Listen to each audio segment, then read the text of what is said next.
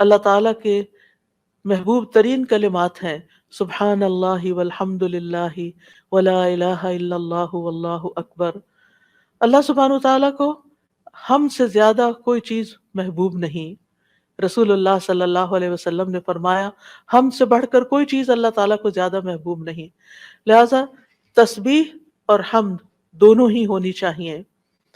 تسبیح سے تقدیر بھی بدل جاتی ہے۔ یونس علیہ السلام کو کس بنا پر اتنی بڑی مشکل سے نجات ملی؟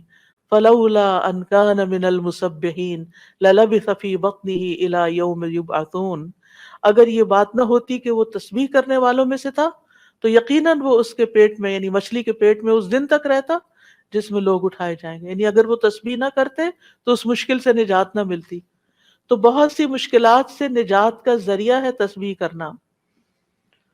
اور وہ اپنی تسبیح میں کیا پڑھتے تھے؟ لا الہ الا انت سبحانک انی کنت من الظالمین۔